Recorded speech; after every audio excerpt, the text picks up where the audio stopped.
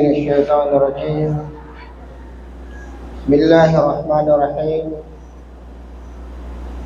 إن الحمد لله نحمده ونستعينه ونستغفره ونعوذ بالله من شرور أنفسنا ومن سيئات أعمالنا. من يهده الله فلا مضل له ومن يضلل فلا هادي له. أشهد أن لا إله إلا الله وحده لا شريك له، له الملك وله الحمد وهو على كل شيء قدير. وأشهد أن محمدا عبده ورسوله صلى الله عليه وسلم الذي بلغ الرسالة وأدى الأمانة ونصح الأمة وجاهد في الله حق الجهاد. صلوات الله وعلى آله وأصحابه ومن تبعهم بإحسان إلى يوم الدين. يا أيها المسلمون أوصيكم بتقوى الله، فقد قال تعالى في كتاب الكريم بعد أعوذ بالله من الشيطان الرجيم. بسم الله الرحمن الرحيم. يا أيها الذين آمنوا اتقوا الله حق تقاته ولا تموتن إلا وأنتم مسلمون.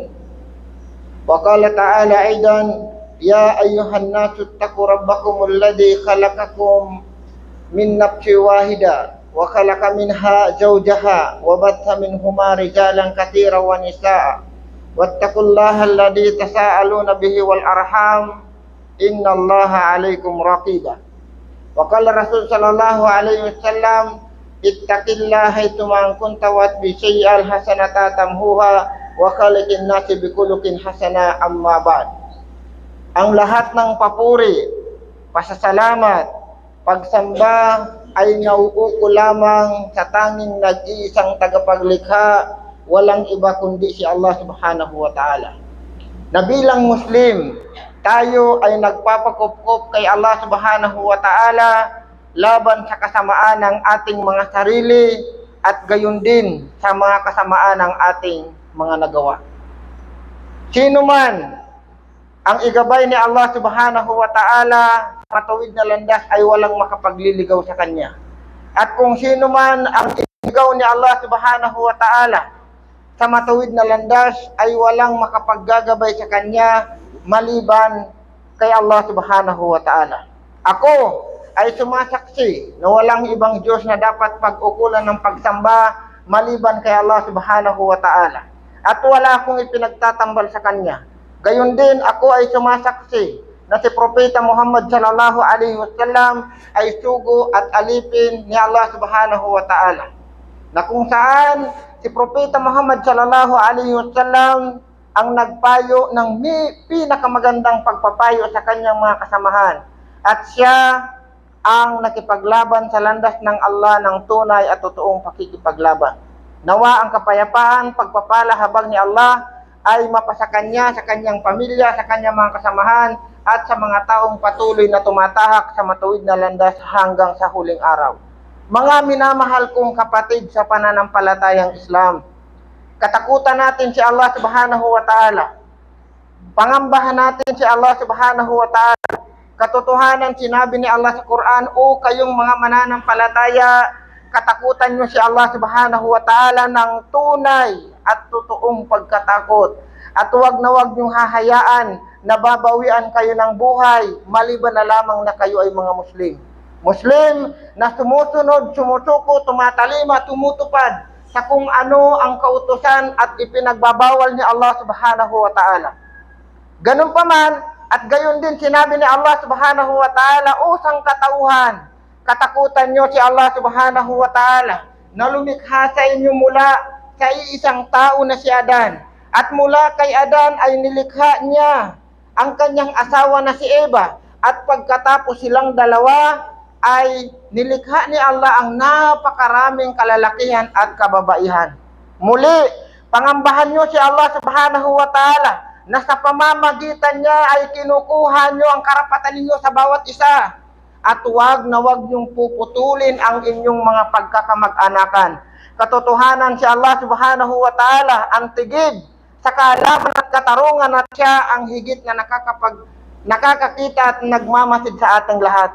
Mga minamahal kong kapatid sa pananampalatayang Islam, si Rasul sallallahu alaihi wasallam ay nagwika. Sabi niya, katakutan niyo si Allah. Kahit saan man kayo naroroon, kahit saan man kayo naroroon, katakutan niyo si Allah subhanahu wa ta'ala. Kapag nakagawa kayo ng masama, ay sundan agad ito ng mabuti. Katotohanan, binubura nito ang mga masasamang gawain natin. At pagkatapos ay makitungo ka sa tao sa pinakamainam at pinakamabuting pag-uugali. Mga minamahal kong kapatid sa pananampalatayang Islam, tayo ay napakaraming dapat ipagpasalamat kay Allah subhanahu wa ta'ala. Tayo ay napakaraming dapat ipagpasalamat kay Allah subhanahu wa ta'ala sapagkat tayo ay ginawa niya tayong tao. Tayo ay ginabay sa Islam. Tayo ay ibinilang sa umma ng Propeta Muhammad sallallahu alaihi wasallam. Tayo ay binansagan na pinakamabuting umma sa lahat ng umma na nilikha ni Allah. At gayon din tayo ay papapasukin ni Allah subhanahu wa ta'ala sa paraiso na kanyang ipinangako. Sa napakaraming dahilan kung bakit tayo ay nagpapasalamat kay Allah subhanahu wa ta'ala, ay biidnillahi ta'ala sa kapahintulutan ni Allah subhanahu wa ta'ala, ay bibigyan natin ng pansin sa araw ng Yawmul Jumu'ah na ito. Kung ano ang mga pangunahin na kung bakit tayo kinakailangan magbalik loob at magpasalamat kay Allah subhanahu wa ta'ala. Una, tayo ay nagpapasalamat kay Allah subhanahu wa ta'ala dahil tayo ay nilikha niya sa pinakamainam at pinakamabuti at pinakamagandang anyo na bilang isang tao. Sinabi ni Allah subhanahu wa ta'ala, "Laqad khalaqnal insana fi ahsani taqwim." Katotohanan, nilikha ko kayo o kayong mga tao sa pinakamainam at pinakamabuting anyo na tayo ay binigyan ng Allah subhanahu wa ta'ala ng kaisipan na mag-isip ng tama at mali, kung ano ang makakabuti at kung ano ang makakasama. Gayon din binigyan tayo ng puso, ng pangatawan, na buong kumpleto na ikaw na bilang isang tao na nilikha ni Allah subhanahu wa ta'ala na wala ka nang isusumbat sa Kanya. Na nilikha tayo ni Allah subhanahu wa ta'ala, inilagay tayo dito sa dunya bilang isang tao na angat sa lahat ng mga nilikha. Angat tayo sa lahat ng mga nilikha. Ang mga hayop na nilikha ni Allah subhanahu wa ta'ala ay under natin. Tayo na bilang tao ay pinagkatiwalaan ni Allah subhanahu wa ta'ala na mamuno dito sa dunya.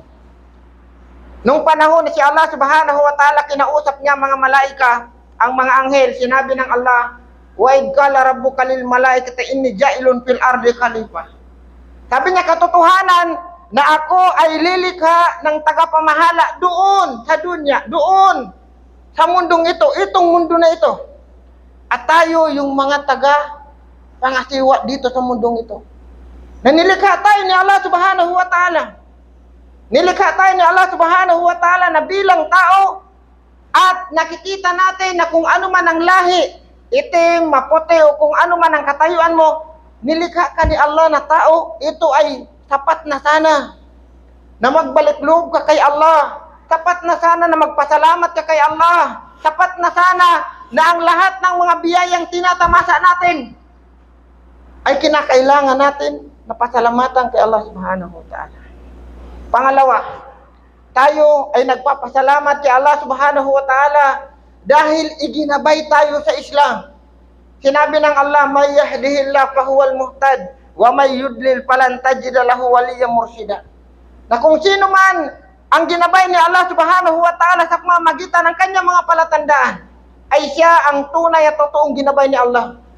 Itong gabay ni Allah subhanahu wa ta'ala ay hindi ito nabibili. Itong gabay ni Allah subhanahu wa ta'ala ay hindi lang ito sa mga malaya. Itong gabay ni Allah subhanahu wa ta'ala ay hindi lang ito para sa matatalino o para sa mga mayayaman o para sa mga kilalang mga tao, hindi. Dahil saksi ako at ganun din tayo na kung hindi tayo nandito, hindi tayo magiging Muslim. Subhanallah. Na kung hindi ka nakalagay sa lugar na ito, hindi ka Muslim. Hindi ka ginabay ni Allah subhanahu wa ta'ala. Sipin mo na kung nung panahon na ikaw ay malaya, ay hindi mo alam ang Islam. Nung panahon na ikaw ay nasa kayamanan, hindi mo alam ang Islam.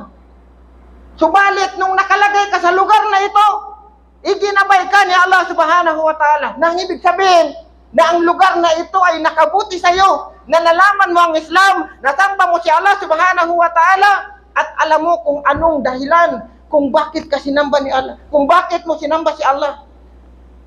Alam mo kung anong dahilan, kung bakit ka nilikha ni Allah subhanahu wa ta'ala. Naintindihan mo, wa ma khalaqtul jinna wal insa illa liya'budun.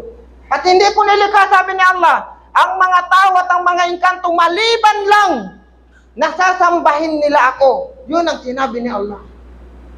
Allahu Akbar. Isipin natin na ang gabay na ito ay hindi lamang sa mga taong mayaman, sa mga taong malaya, sa mga taong matatalino, sa mga taong nagtutuklas na kung ano man ang kanilang tinutuklas dito sa mundo. Ito ay binibigay ni Allah kung sino man ang gusto niyang naisin. Napakarami mo ng relihiyon na napasok. Napakarami mo ng samahan na napasok. Ito pala yung tunay na sinabi ni Allah, inna dina indallah al-Islam. Katotohanan, ang binigay kong relihiyon sa inyo na pamamaraan ng buhay ay ito ay ang Islam. At wala na akong tatanggapin pang ibang malibang relihiyon doon sa kabilang buhay, maliban sa Islam. Allahu Akbar. Kung alam lang natin kung ano ang gantimpala sa pagiging isang Muslim, kung ano ang gantimpala sa pagbabalik loob kay Allah subhanahu wa ta'ala, ay lahat ng tao ay papasok sa Islam. Pero hindi. Dahil pinipili lang niya Allah subhanahu wa ta'ala kung sino man ang iginabay niya, yun ang magkakaroon ng gabay. Now, pangatlo, na dapat natin pasalamatan kay Allah subhanahu wa ta'ala, pagkatapos na tayo ay nilikha niya bilang tao, pagkatapos na tayo ay ginabay sa Islam, ay tayo ay sinama ng Allah subhanahu wa ta'ala sa ummah ng Propeta Muhammad sallallahu alaihi wasallam. Ibig sabihin, na ang katayuan natin dito ay huling ummah na ito.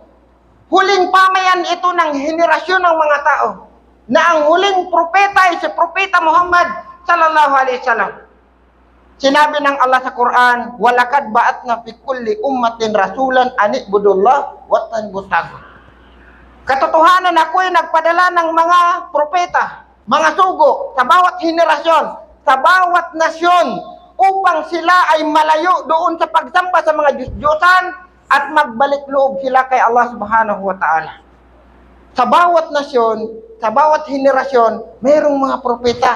Sa panahon ni Propeta Noah, Propeta Noah, yun ay isang henerasyon. Sa panahon ni Propeta Abraham, Propeta David o Dawud, Propeta Musa o Moises, hanggang sa napakaraming mga propeta. Na sa bawat henerasyon, sa bawat nasyon, ay meron silang tungkulin. At ang pinakaunang tungkulin nila ay ang pagsamba sa tanging nag-iisang tagapaglikha. Itong huling henerasyon nito ni Propeta Muhammad, na napabilang tayo, kung bakit tayo ay kinakailangan magpasalamat dahil nakumpleto na ang relihiyon ni Allah. Nakumpleto na yung pamamaraan ng buhay. Hindi na tayo maghihintay na susunod pang propeta.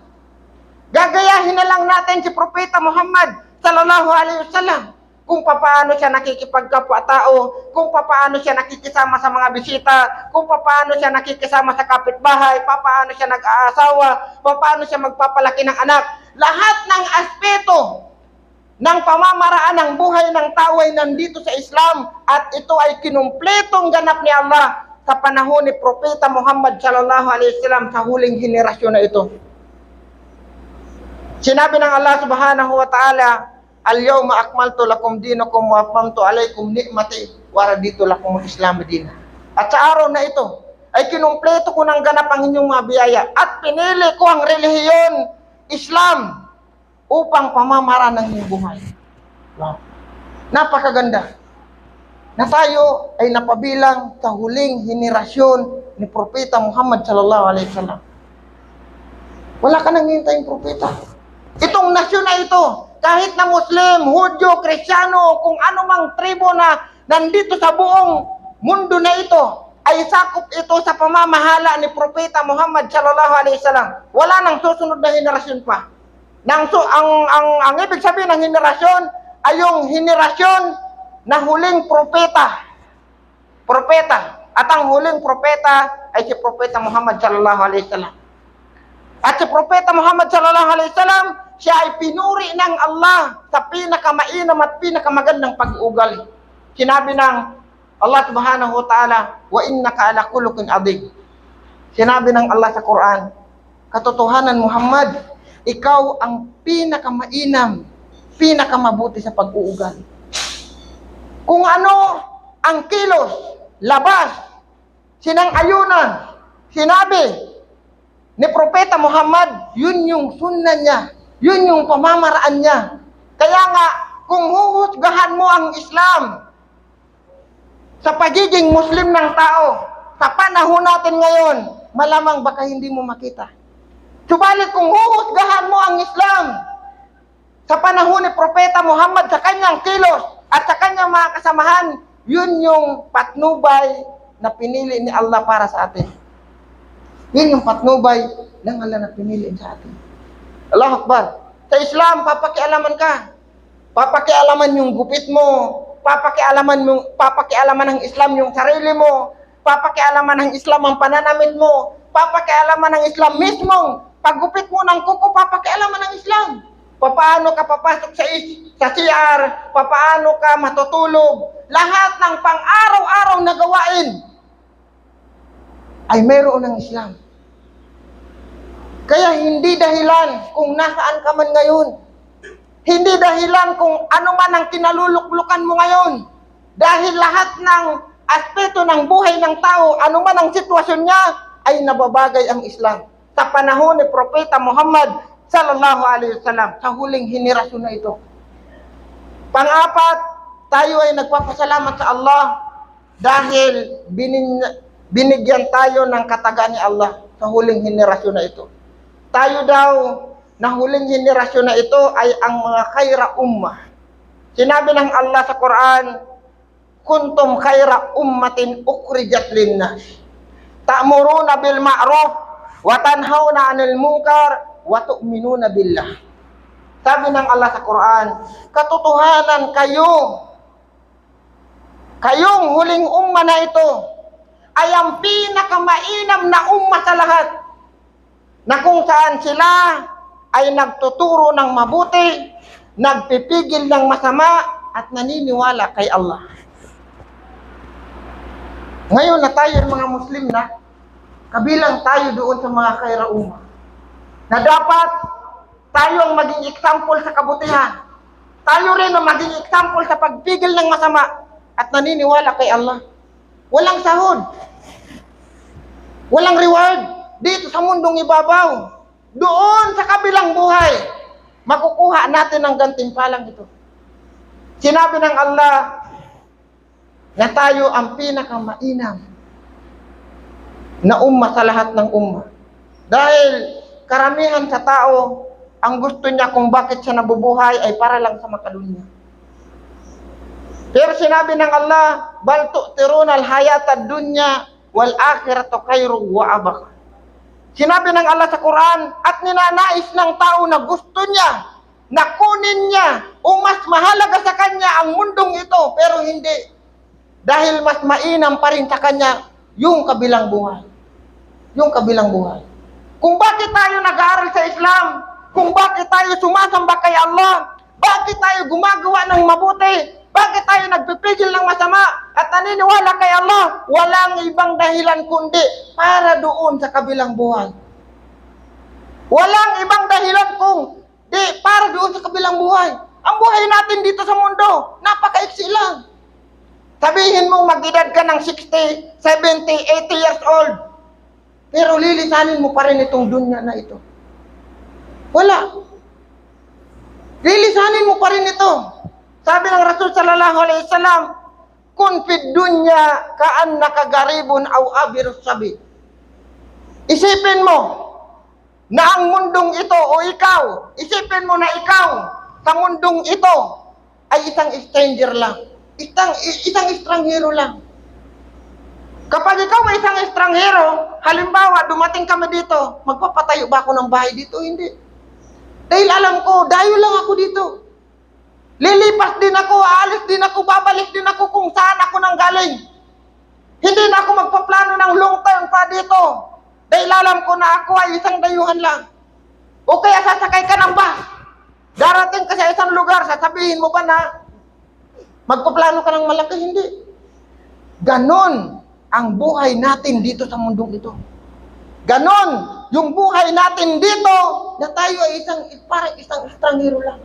Kaya bawat minuto, bawat oras, bawat araw, kinakailangan na ito ay mapuno ng obligasyon natin sa pagsamba kay Allah Subhanahu wa Ta'ala, sa pagpigil ng masama at pagpapalaganap ng mabuti. At ito yung tunay at totoong realidad kung bakit tayo nandito sa dunya.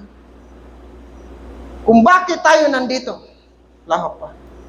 At panglima, tayo nga ang huling henerasyon. Wala nang susunod na propeta.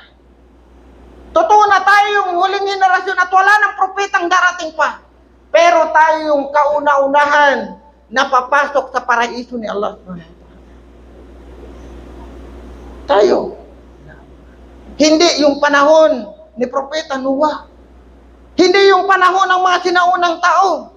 Nila Propeta Saleh. Lahat ng mga propeta, kundi ang kauna-unahan na papasok ay ang umma ng Propeta Muhammad. At hindi bubuksan ni Ridwan ang anghel na nagbabantay sa gate ng paraiso hanggat hindi kakatok si Muhammad bin Abdullah, si Propeta Muhammad sallallahu alaihi wasallam at ang tagasunod niya, ang susunod sa kanya, papasok sa paraiso.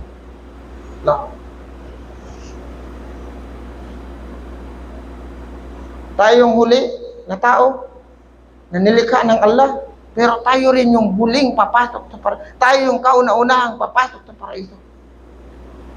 Hindi ba tayo matutuwa? O hindi ba natin dadagdagan ang pagpapasalamat natin kay Allah? Sobra-sobra pa.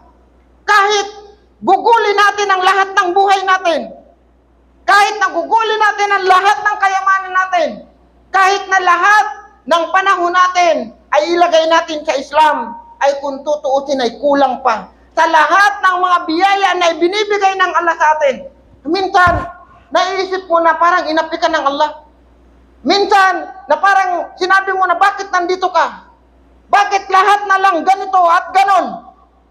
Pero sa Islam, tinuturo na ang lahat ng pangyayari sa buhay mo ay merong dahilan. At ang dahilan nito ay ang makilala mo ang Islam. Ang mga biyaya na ibinibigay sa atin ng Allah, sinabi ng Allah, wa in ta'uddu ni'matallahi la tuhsuha. Katotohanan ng biyayang ibinibigay sa inyo na bilang mga tao ay hindi inyo kayang bilangin. Hindi inyo kayang bilangin. Yung hangin, yung pagkain, yung mga biyaya ay hindi natin kayang bilangin. Kaya bilang Muslim, nawa palawakin natin ang kaisipan natin. Bigyan natin ng pagkakataon ng sarili natin na unawain, pag-aralan, ayusin ang ating sarili sa pagsamba sa tanging nag-iisang tagapaglikha dahil tayo ay gagantimpalaan ni Allah Subhanahu wa Ta'ala ng paraiso na wala pang matang nakakita, wala pang tengang nakarinig, wala pang puso na nakawari nito. Ganon ka-espesyal ang ibibigay ni Allah na gantimpala sa mga taong sumasamba sa Kanya, sa mga taong sumusunod sa Kanya, sa mga taong nagpapalaganap ng mabuti at nagpipigil ng masama at naniniwala kay Allah Subhanahu wa Ta'ala. Aqulu qawli hadha wa astaghfirullahi wa lakum wa sarral muslimina min kulli dhanbin fastaghfiruhu innahu huwal ghafurur rahim.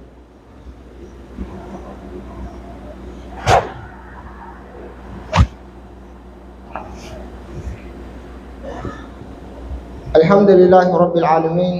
Wassalatu wassalamu ala asrafil anbiya'il mursalin sayyidina wa nabiyyina Muhammadin wa ala alihi wa ashabihi wa man tabi'ahum bi ihsanin ila yaumiddin. Amma ba'd. At sa pagpapatuloy muli ng ating khutbah, mga minamahal kong kapatid sa Islam, si Allah subhanahu wa ta'ala ay hindi tumitingin sa estado ng buhay. Si Allah subhanahu wa ta'ala ay hindi nakatingin sa ating mga itsura. Si Allah subhanahu wa ta'ala ay hindi nakatingin sa kung ano man. Subalit si Allah subhanahu wa ta'ala, ang tinitingnan niya ay ang ating mga puso. Kung ano ang nakalaman dito sa puso mo, doon ka bibigyan ng gantimpala ni Allah. At dalangin ko kay Allah subhanahu wa ta'ala ng pagkakataon na ito ay mabigyan ng malaking pagpapala ni Allah at igawad nawa sa atin ni Allah subhanahu wa ta'ala ang pinakamataas na antas ng paraiso.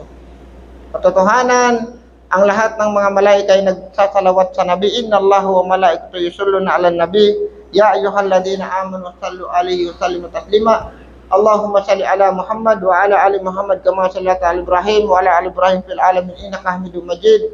Wa qala rabbukum ud'uni astajib lakum. Amin ya rabbal alamin. Allahumma atina fid dunya hasanah wa fil akhirati hasanah wa qina adzabannar.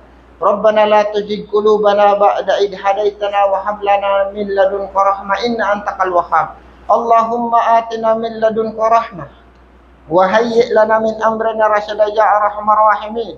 Allahumma nas'aluka ilman nafi'an wa rizqan tayyiban wa amalan mutakabbalan ya arhamar rahimin. Allahumma nas'aluka ilman nafi'an wa rizqan tayyiban wa amalan mutakabbalan ya arhamar rahimin. Allahumma nas'aluka fil jannah wa na'udzu bika minan nar ya Allah. Allahumma atina min ladunka rahmah wa hayyi' lana min amrina rashada ya arhamar rahimin. Allahumma la tu'akhidna in nasina aw akhtana. Rabbana wa la tahmil alaina isran kama hamaltahu alal ladina min qablina. Rabbana wa la tuhammilna ma la taqata lana bihi wa'fu anna waghfir lana warhamna anta maulana fansurna 'alal qaumil kafirin ya aziz ya ghafar ya rabbal alamin. Aqimis salata fa inna salatan hanil fahsai wal munkar wa la dzikrallahi akbar wallahu ya'lamu ma tasna'un.